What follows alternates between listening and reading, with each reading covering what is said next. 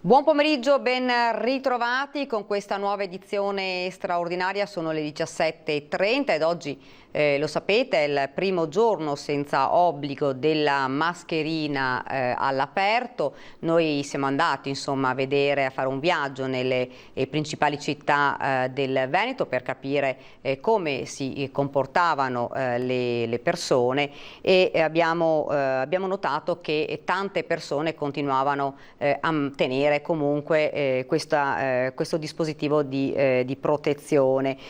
A Verona abbiamo trovato un gruppo di giovani che stavano facendo la fila in un negozio e hanno detto insomma ci sentiamo più protetti. Però prima di parlare di questo mi collegherei al telefono con il nostro Ferdinando Garavello perché proprio pochi minuti fa, pochi istanti fa c'è stato un gravissimo incidente, una tragedia sul Grappa. Ferdinando, buonasera. Buonasera anche ai nostri telespettatori. Siamo appena scesi da una zona, tra l'altro, in cui non c'è alcuna copertura telefonica. Si tratta di un incidente quasi frontale fra due motociclette, una moto stradale e una moto da enduro. Invece sono morte due persone, il conducente di una delle due moto e la passeggera dell'altro veicolo. Non sono ancora state diffuse le generalità per alcune difficoltà nel reperimento dei documenti di una delle persone decedute. La strada è completamente chiusa, siamo a poca distanza da Cimagrappa sul massiccio, in una zona anche molto, molto fuori mano, dove già da oggi è cominciato possiamo dire il traffico dei turisti motociclisti che hanno fra l'altopiano di Asiago e il Monte Grappa si sono mossi per il ponte. E più tardi avremo sicuramente le generalità delle persone che hanno perso la vita in questo tragico incidente. Ci sono i carabinieri sul posto, ma ripeto, il fatto che sia in una zona in cui non c'è alcuna copertura telefonica rende molto più complicato tutto il lavoro delle forze dell'ordine. Grazie davvero Ferdinando. Ovviamente ulteriori notizie e informazioni riguardo a questa ennesima tragedia della strada nel corso dei nostri telegiornali di Treviso e del Veneto proprio fra pochi minuti. E dunque ed ora andiamo avanti, parlavamo appunto delle mascherine, molte persone insomma continuano a portare le mascherine e nonostante non ci sia più l'obbligo. Noi siamo andati a fare un giro nelle piazze di Padova e guardate che cosa è venuto fuori, che cosa è emerso. Ero polemiche, ma personalmente continuerò ad usare la mascherina ancora per un po'. Inizia così un messaggio lanciato sui social dal sindaco di Padova, Sergio Giordani, nel giorno in cui la mascherina non è più obbligatoria all'aperto se si possono rispettare le distanze di sicurezza. Un atto facoltativo e individuale, spiega il sindaco, che risponde al buon senso e al concetto che è meglio una sicurezza in più che una in meno. Il messaggio ha registrato in poche ore migliaia di commenti, quasi tutti favorevoli. In effetti, nel nostro viaggio in centro a Padova, nel primo giorno senza obbligo di mascherina all'aria aperta in Veneto, la maggior parte delle persone continua a indossarla. Si può dire che 8 passanti su 10 in media avevano ancora la mascherina addosso. Ovviamente nei luoghi chiusi la metto, ecco, il primo giorno di libertà. Che sensazione è girare senza? Molto strana perché mi sembra che manchi qualcosa, ecco. Ancora un po' di timore o no? Beh, effettivamente il distanziamento sociale lo applico ancora proprio a livello psicologico. Uso ancora per abitudine e per rispetto verso gli altri. Pensa la continuerà ad usare per quanto? Ha già un'idea? Vedremo come andrà la pandemia, se scenderà a zero la toglierò. Da noia continuare a usarla? No, assolutamente. Ormai si è abituato? Sì. Comunque per precauzione comunque continuiamo ad usarla. Si sente più tranquillo? Sì, più tranquillo, sì, per me e per gli altri anche. Una forma di rispetto anche per gli altri? Sì, sicuramente. Lei non ha pensato di toglierla? Assolutamente no, penso sia importante, fondamentale in questo momento. Per quanto la terrà ancora? Ha già un'idea? Il più possibile. Per scelta e per sicurezza, perché sono fragile praticamente e quindi posso essere aggredito facilmente. Quando vede invece chi adesso non la usa più da oggi, le fa paura? No, non mi fa paura, però dico se gli anziani sono fragili e la applicano dovrebbero collaborare queste persone anche a beneficio degli anziani. E se qualcosa dice è cambiato nel virus, ovviamente qualcuno dice il virus si è attenuato, non si è attenuato, il vice ministro della salute Pierpaolo Sileri dice se qualcosa è cambiato nel virus, questo per ora da attribuirsi alle misure che abbiamo adottato, se poi si è anche attenuato bene, ma non possiamo dirlo ovviamente oggi. Io vedo già nello schermo il sottosegretario all'economia Pierpaolo Baretta, nonché candidato sindaco per il comune di Venezia. Buonasera. Buonasera a voi. Oggi dicevamo, insomma, primo giorno senza l'obbligo della mascherina, anche se abbiamo visto nelle varie città invece che la gente continua a portare la mascherina, dice ci sentiamo più sicuri, insomma è difficile tornare alla normalità. Sì, non è una cosa semplice, anzi diciamo che è opportuno che ci sia un po' di attenzione. Stiamo vivendo un momento molto importante perché il virus si è attenuato, ma la preoccupazione di una ricaduta è molto presente e quindi una prudenza da parte dei cittadini nel gestire questa nuova fase di mobilità assolutamente piacevole, però va coordinata col massimo di attenzione. Quindi usiamo le mascherine il più possibile. Un po' di prudenza in più ci consentirà di passare indenni questa fase e quindi assicurare non solo dal punto di vista della salute ma anche dal punto di vista dell'economia, perché la cosa che non ci possiamo permettere è di richiudere dopo aver aperto. Senta, ieri invece giornata a Venezia, insomma, importante, abbiamo rivisto una Venezia come non vedevamo da molto tempo, insomma, affollata di gente e questa insomma è una buona notizia.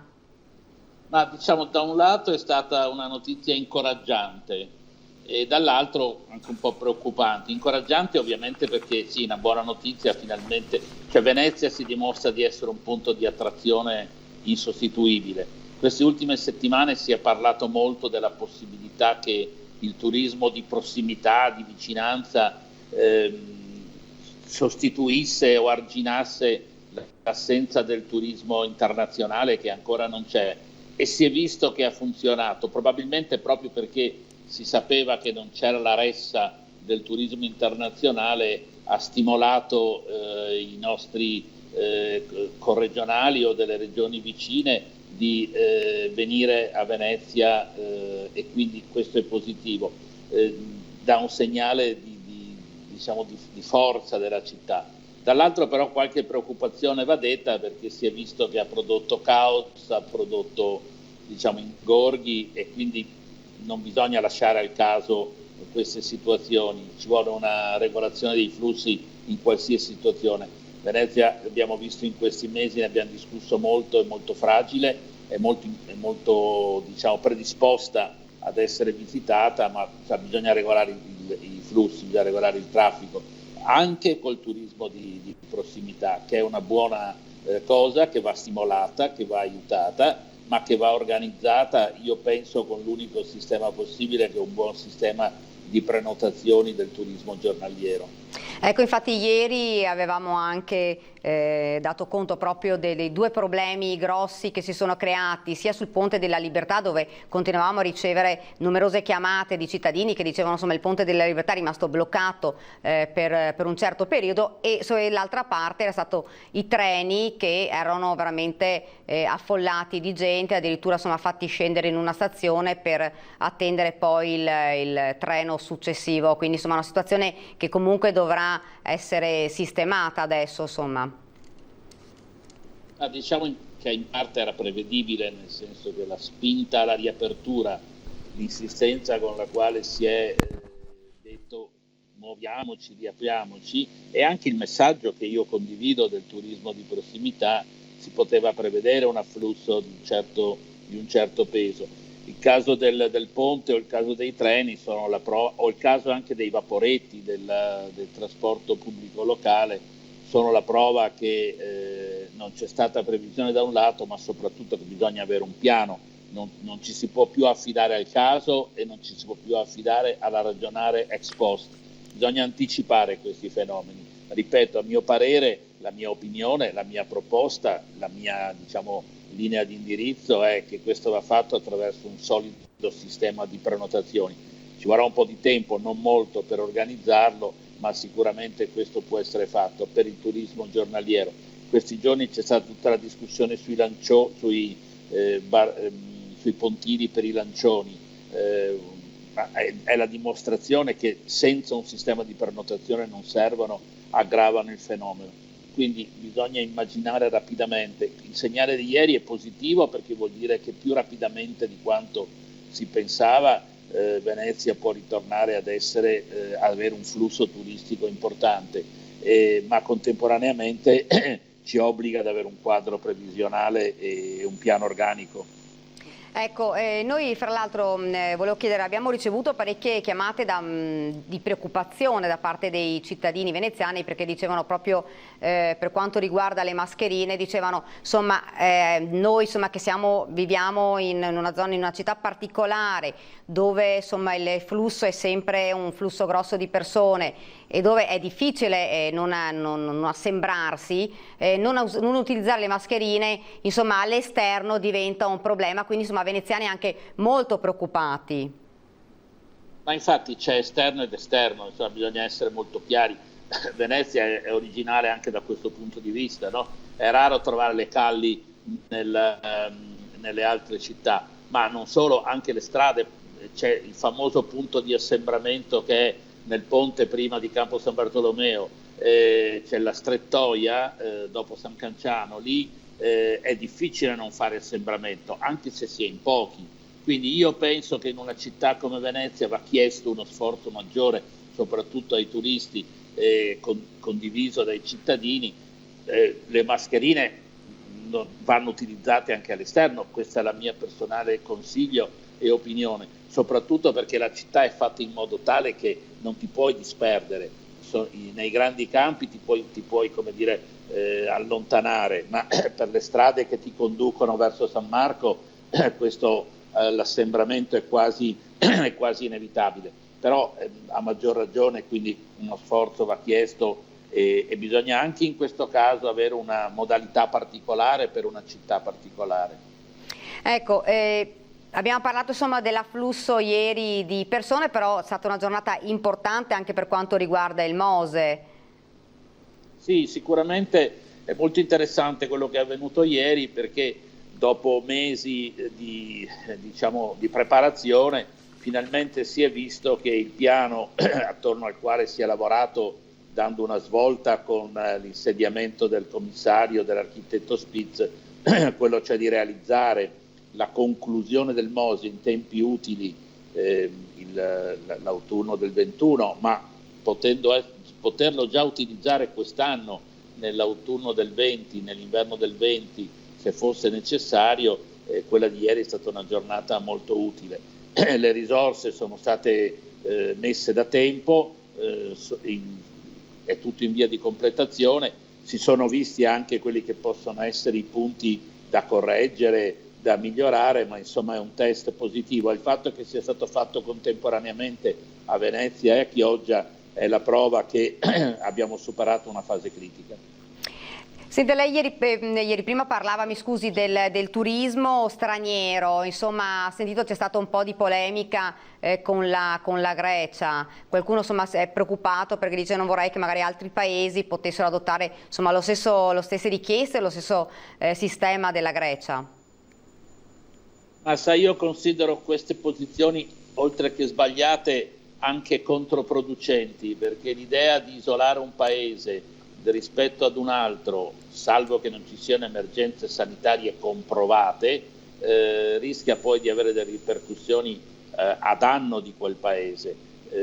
Io penso che l'azione che abbiamo fatto anche come governo, cioè di intavolare una trattativa con l'Unione Europea perché non ci fossero ad esempio dei corridoi privilegiati con singoli paesi, c'era stata la polemica con la Croazia, sia molto importante, e infatti adesso si apriranno i flussi ed è evidente che se si innesta un meccanismo di questo tipo per il quale ogni paese decide senza comprovati motivi di chiudere rispetto ad un altro, c'è molto da riflettere. Peraltro l'Italia è stata sicuramente un paese che per lungo periodo di tempo ha avuto il massimo del contagio, ma oggi siamo passati ad essere dal primo al sesto paese al mondo, allora Spagna e Francia ci hanno superato, quindi insomma attenzione, questa politica della Grecia è una politica, a me pare francamente oltre che ingiustificata anche,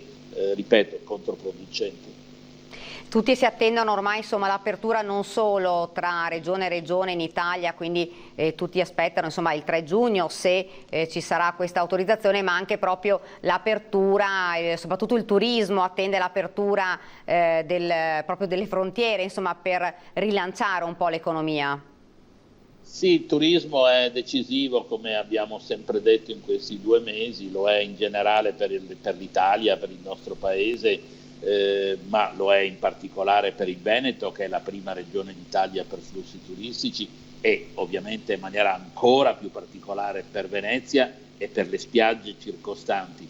Le nostre spiagge hanno un vantaggio rispetto ad altre che hanno spazi sufficienti per poter gestire abbastanza bene il distanziamento, e gli operatori economici e i sindaci dei territori si sono adoperati con molta capacità per organizzare in modo tale che i flussi turistici siano compatibili con la condizione di sicurezza, ed è chiaro che questo favorirà anche il ritorno del turismo. Una città come Venezia ha quei problemi particolari che abbiamo detto prima, e quindi un po' più di attenzione sarà necessaria. Qui ci vuole una forte collaborazione tra tutte le istituzioni veneziane e anche gli stessi cittadini, ma soprattutto gli operatori turistici. Gli operatori turistici, molto del turismo veneziano è organizzato, no? Viene in flussi organizzati, bisogna chiedere agli operatori turistici di gestire con molto rigore la parte di prevenzione sanitaria, questo sicuramente, ma penso che la ripartenza del turismo internazionale, che sarà graduale, segnerà anch'essa una svolta, ma renderà ancora più urgente quel progetto di cui abbiamo parlato all'inizio, di un sistema di prenotazione per il turismo giornaliero. Ecco, noi abbiamo insomma sentito anche che nelle zone balneari, nelle zone termali, anche montane, si cominciava a vedere qualche movimento turistico straniero, insomma gli stranieri cominciavano a chiamare, a prenotare, insomma 2 settimane fa non si pensava ad un risultato come quello insomma attuale. Ma sì, non si pensava, però diciamo che in una parte si doveva e si poteva prevederlo, e in qualche modo è stato anche detto. Certo, non forse nelle dimensioni in cui sta avvenendo, e questo è maggiormente interessante, però non c'è dubbio che se noi siamo convinti, come lo dobbiamo essere, che nel nostro territorio, le nostre città, i nostri laghi, le nostre terme, le nostre spiagge, le nostre montagne, perché il Veneto ha questa singolare particolarità di avere un'offerta completa, hanno quel valore potente che noi immaginiamo che abbiano, dobbiamo sapere che questa attrattività c'è e ci sarà. Per questo è sbagliato, ed è stato sbagliato, dare l'idea di una città morente, parlando di Venezia, di una città incapace di sollevarsi. Certo, Venezia ha bisogno di aiuti, li ha avuti, ne avrà, il governo continuerà a sostenerla,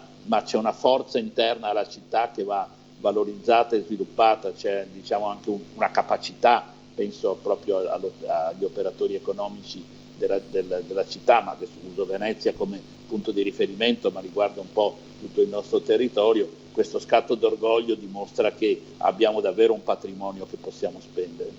Lei insomma diceva anche che per Venezia insomma la legge speciale è un passo importante per la città.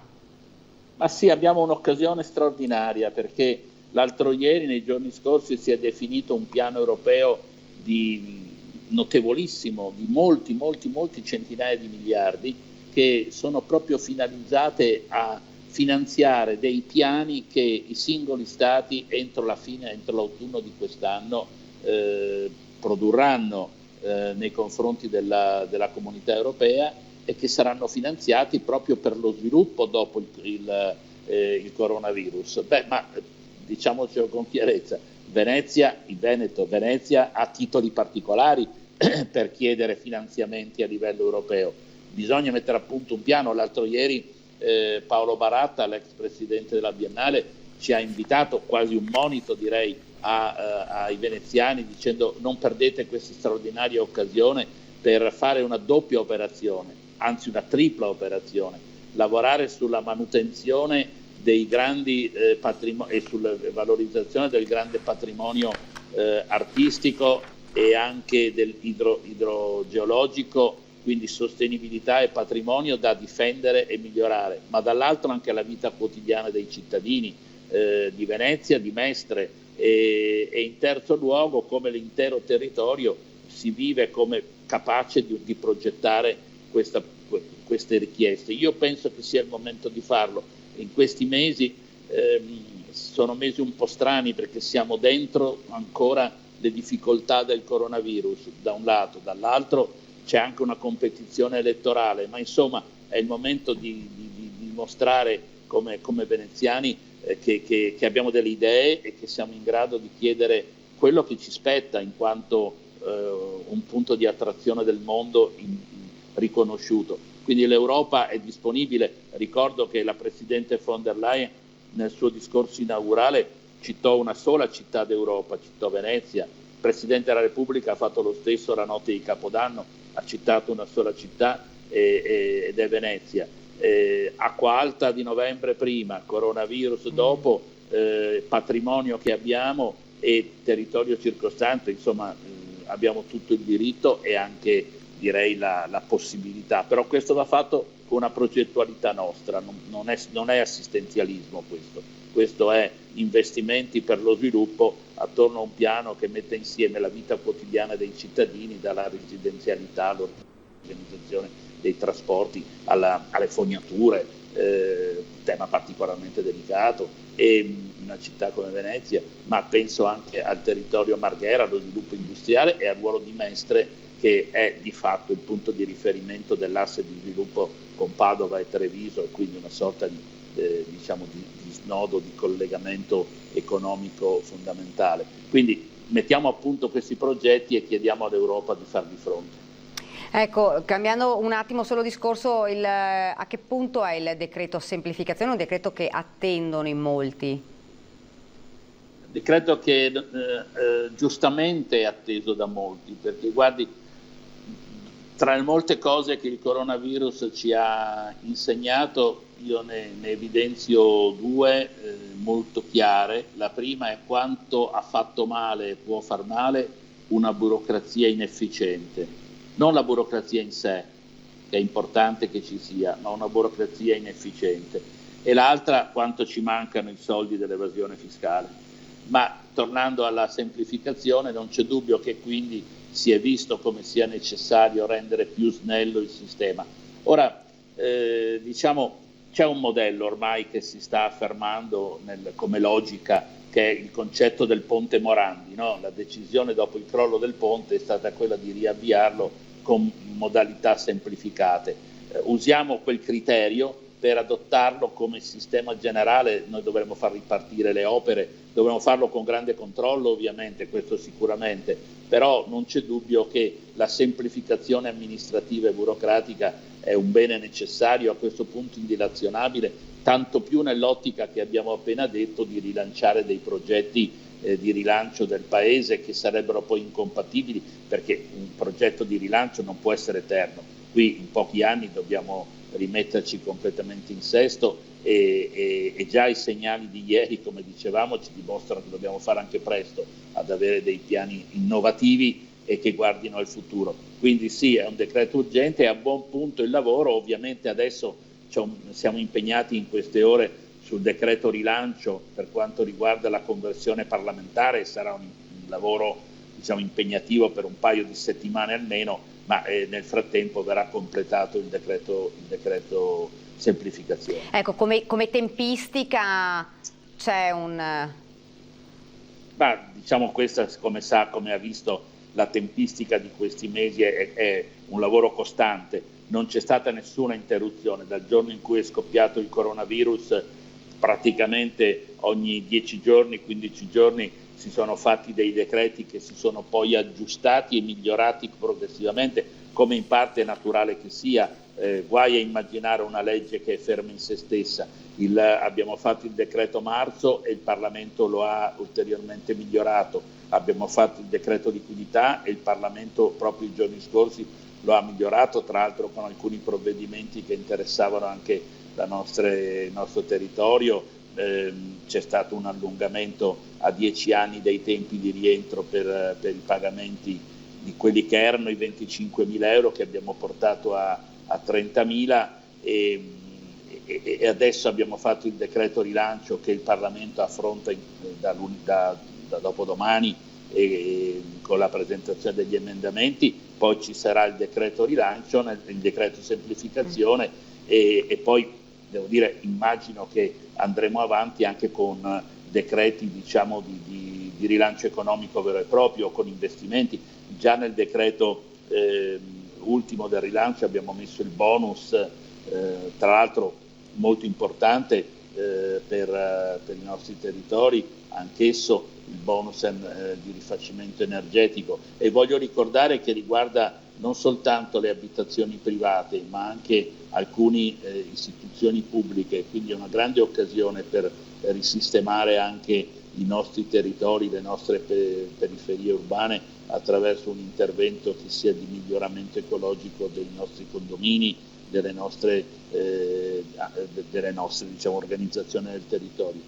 E quindi bisogna continuare, è un lavoro continuo che passerà attraverso il decreto semplificazione, ma che continuerà e che arriverà tra non moltissimo ormai, tra 3-4 mesi, alla legge di bilancio, che sarà il cuore nel quale tutto quel ragionamento sugli investimenti europei troverà poi applicazione anche quantitativa. Grazie davvero. Grazie a voi. Grazie soprattutto di aver accettato il nostro invito per questo pomeriggio. Grazie, buona giornata. Grazie, buona giornata. Dunque, insomma, avete sentito anche sul decreto semplificazione, un decreto che è davvero atteso. Abbiamo la pubblicità.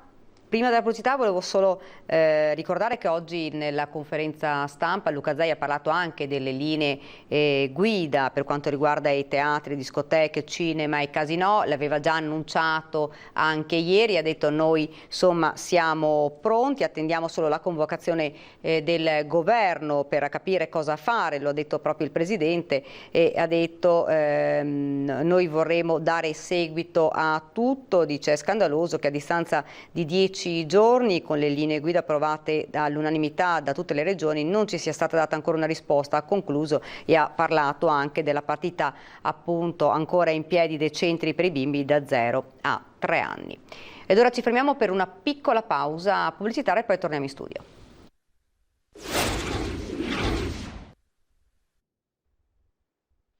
Rieccoci nuovamente in studio con questa edizione straordinaria. Abbiamo parlato dunque del primo giorno senza l'obbligo della mascherina, e ne sono passati invece alcuni di giorni di riapertura di pubblici esercizi, di bar, ristoranti, di pizzerie, e per capire come sta andando insomma dopo questa riapertura che, lo ricordiamo, con delle linee guida ben precise, lo chiediamo e la vedo già nello schermo Dania Sartorato, presidente della FIPE, Federazione Italiana Pubblici Esercizi di Treviso. Buon pomeriggio. Buonasera, buon pomeriggio a voi. Dunque, insomma, sono passati già alcuni giorni. Com'è intanto la situazione? Lei che insomma avrà sicuramente sentito dei locali, insomma bar, ristoranti, come sta andando?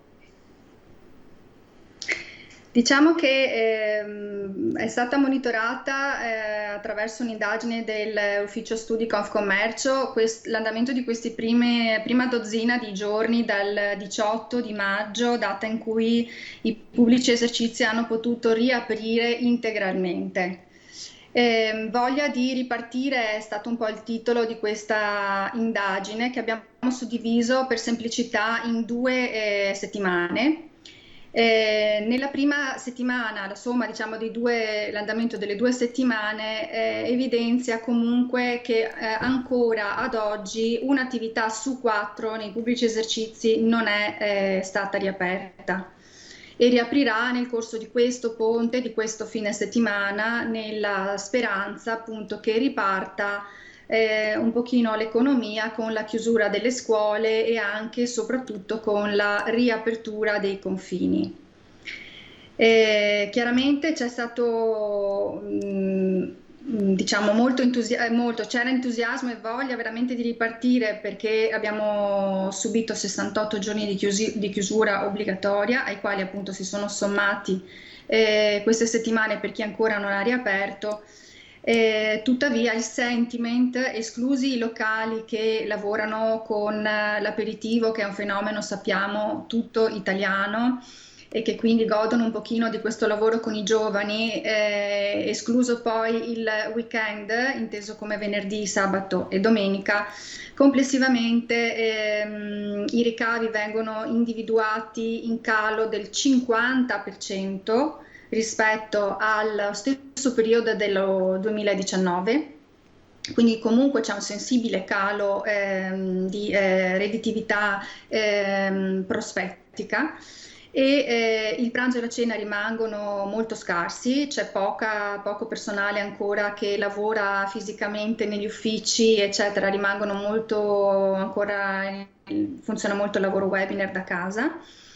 E quindi è stata una riapertura molto, molto timida, ecco, che è stata considerata insufficiente, la redditività, insomma, prospettica ad oggi rilevata. Ecco, lei diceva, se non ho capito male, mi scusi, 1 su 4. 1 su 4 non ha ancora riaperto. È un dato preoccupante questo? Diciamo va inteso positivamente, nel senso che quelli che avevano dichiarato nel corso della prima settimana che avrebbero riaperto nella settimana successiva alla riapertura del 18 di maggio effettivamente hanno riaperto, e quindi questo è un dato incoraggiante. Rimane però ancora questa incertezza di questo 1 su 4 che si dichiara in apertura nel corso dei prossimi giorni, ma che appunto verificheremo che poi queste riaperture effettivamente ci siano. Ecco, lei diceva anche la scarsa movimentazione probabilmente di persone che cominciano ora, insomma, un po' a tornare alla normalità, ma anche le linee guida secondo lei possono aver contribuito magari a far pensare di attendere prima per capire com'era la situazione? Sì, sicuramente qualcuno ha atteso per verificare che ci fosse chiarezza nei protocolli di gestione, ma tutto sommato i protocolli di igienizzazione e sanificazione e la riorganizzazione degli spazi di lavoro sono state condotte con successo e senza particolari difficoltà. Perciò questo è un aspetto che mi sentirei di considerare superato, anche se naturalmente nessuno vuole sottovalutare le misure che devono essere comunque adottate e perpetrate. Tuttavia il nocciolo della questione è questa incertezza che rimane nel giro d'affari, che finora è stato abbastanza scarso, fatto salvo appunto il fine settimana. Servono sostanzialmente delle misure concrete e urgenti che vadano nella direzione di finanziamenti a fondo sostegno al reddito, quindi con contributi a fondo perduto, che sono stati annunciati dal governo ma che non si sono visti. Il merito va riconosciuto alla Regione Veneto che per le iniziative che ci verranno poi dettagliate mercoledì nel corso di un webinar che abbiamo in programma con l'assessore regionale Marcato e con l'assessore Canera al turismo. Quindi saremo dopodomani in webinar e attendiamo dei chiarimenti relativamente appunto agli interventi che la Regione Veneto intende stanziare in aggiunta a quanto già annunciato dal governo. E a questo possiamo anche aggiungere Treviso Found, cioè Treviso come primo comune in Italia per un'emissione veloce di liquidità attraverso il fondo di garanzia. Quindi qualcosa sembra esserci, diciamo, della polpa, per così dire, in arrivo, però deve essere veramente ancora erogata e la attendiamo fiduciosi, perché senza l'emissione di liquidità evidentemente le aziende fanno ricorso al credito. Il credito è stato richiesto anche qui per un quasi 50% delle nostre imprese, ma solo la metà di quelle che l'hanno richiesto lo hanno effettivamente portato a casa. Su questo, sulla concessione del credito alle imprese, si passerà da 6 a 10 anni per il rientro del finanziamento. Quindi per consentire da un lato di avere più tempo per rientrare e dall'altro anche di spalmare in più esercizi fiscali l'impegno economico in termini di interessi passivi. Quindi aspettiamo anche su questo dei dettagli. Nel corso di questa settimana è previsto un appuntamento con un tavolo di lavoro per la gestione delle utenze sui rifiuti, con Contarina in particolare, perché le società che smaltiscono della raccolta sono 3 nella nostra provincia. Abbiamo Contarina, Veritas e Savno. Savno è l'unica che ha annunciato uno sconto vero e proprio di 2 mensilità nell'utenza. Contarina si è resa disponibile al momento solamente ad andare incontro in termini di dilazioni di pagamento su richiesta dello specifico cliente, valutandone volta per volta l'affidabilità e la correttezza, per cui non sono state fatte delle generiche politiche, ma proprio a persona, proprio ad impresa, caso per caso, verrà valutata la possibilità di dilazionare il pagamento dell'utenza. Quindi anche qui si spera di portare a casa degli accordi che consentano di dare un pochino di respiro alle nostre imprese.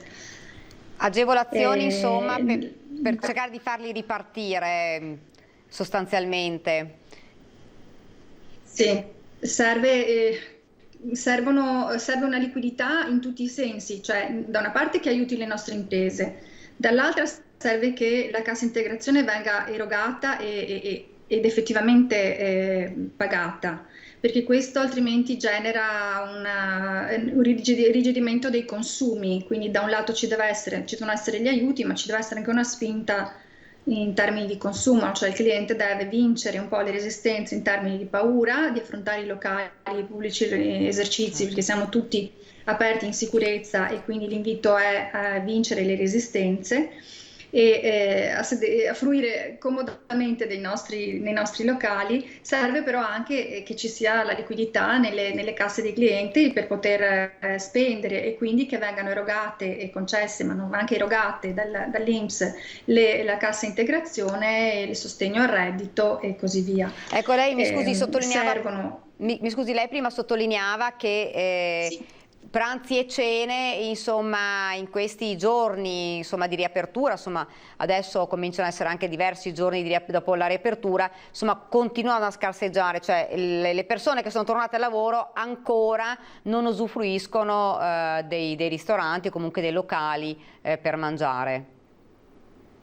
Sì, questo si è verificato. Il pranzo e le cene durante la settimana sono molto scarsi, nel senso che i clienti si sono un po' abituati nel periodo del lockdown ad organizzarsi in qualche maniera, a pranzare a casa, a portarsi qualcosa di pronto, e questa cosa rimane un po' come abitudine, anche appunto fin tanto che non vengono erogati gli stipendi della cassa integrazione, eccetera, che quindi questo sicuramente andrebbe ad aiutare un certo atteggiamento più rilassato rispetto a quello che abbiamo visto in queste settimane. E poi naturalmente mancano i turisti, quindi certo, c'è bisogno di un intervento di politiche di sostegno al turismo, sia turismo interno sia l'incoming, per cui l'apertura dei confini è sicuramente un elemento sul quale si giocherà tantissimo la sopravvivenza delle nostre imprese. Ecco, senza politiche La ripartenza probabilmente, insomma, la riapertura il 3 giugno fra le regioni potrebbe essere, insomma, una boccata d'ossigeno per i locali. Sicuramente, perché sommato alla chiusura delle scuole segna di fatto l'inizio delle vere e proprie vacanze degli italiani, i due fattori potrebbero anche velocemente rigenerare dei flussi tanto attesi, quindi può essere, auspichiamo che le prossime settimane diano veramente una svolta e un'impronta per i prossimi 2 mesi, perché ci si gioca proprio anche la stagione turistica e tutto, diciamo, l'indotto anche in termini di posti di lavoro e occupazione, eccetera. Sappiamo la nostra categoria rappresenta 1.200.000 addetti, quindi anche se si tratta di micro imprese nel 50% dei casi, cioè imprese che hanno fino a 9 addetti, la somma rappresenta una fetta importante dell'occupazione nazionale. Senta, l'ampliamento delle aree dei plateatici ha contribuito a dare una mano ai locali? Sicuramente sì. Anche qui va fatto un ringraziamento alle amministrazioni comunali, chi più sensibile di altre, però si sono attivate anche velocemente a fare i sopralluoghi, a concedere e a ridisegnare gli spazi del plateatico, che risultano molto più ovviamente spaziosi, ariosi e sicuramente favoriranno il consumo anche in serenità da parte dei clienti. È stata un'operazione che si è svolta senza particolari difficoltà e in tempi anche rapidi. La sensazione è che aiuti a fondo perduto anche pochi, ma darebbero proprio quella fiducia e rigenererebbero proprio la liquidità che è andata perduta nel corso del lockdown. E la sensazione è proprio quella che poi, rimboccandoci le maniche come siamo abituati a fare, ci sia anche una ripartenza che potrebbe prendere veramente un'accelerata, non così scontata dai numeri certo. che stiamo rilevando in queste prime 2 settimane. Grazie davvero, insomma speriamo davvero che con la riapertura poi insomma anche delle regioni e in attesa poi che riaprano invece insomma le frontiere si possa insomma ritornare a vedere insomma tutti i locali aperti e non chiusi questo come ora. Sì, senz'altro, anche perché va detto, e con questo magari dato concludo, che il 28% delle aziende che abbiamo intervistato nel corso di questa indagine, in assenza di un miglioramento delle condizioni di business, valuterà la definitiva chiusura. Quindi ci aspettiamo sì una ripresa nel corso dei prossimi mesi, ma anche attenzione nel corso dei mesi dopo l'estate, perché lì ci sarà una probabile di nuovo fase di riassestamento preinvernale. Ecco, in assenza di liquidità, di interventi economici a sostegno del reddito, causa crisi di liquidità in cui entreranno sicuramente molte imprese, senza un aiuto non ce la faranno a ripartire nel 28% dei casi. Ma una percentuale davvero alta. Noi sicuramente ci ricontatteremo, insomma, la ricontatteremo per capire come andrà insomma la situazione. Intanto la ringraziamo per aver accettato il nostro invito. Grazie davvero, grazie e buona serata. Grazie a voi. Dunque siamo arrivati al termine di questa edizione. Velocemente la notizia relativa agli esami di maturità: dice l'esame di Stato non è a rischio, anche se è necessario intervenire con urgenza, visti che secondo i dati in possesso del Ministero dell'Istruzione mancano a livello nazionale un po' meno del 10% delle nomine. La situazione è molto diversificata a livello regionale e l'ordinanza fornirà ai direttori degli uffici scolastici regionali lo strumento normativo per provvedere alle nomine d'ufficio. Questa era l'ultima notizia e vi lascio alla pubblicità e vi Vi ricordo che fra qualche minuto c'è l'edizione regionale dei nostri telegiornali. Grazie davvero per aver seguito, arrivederci.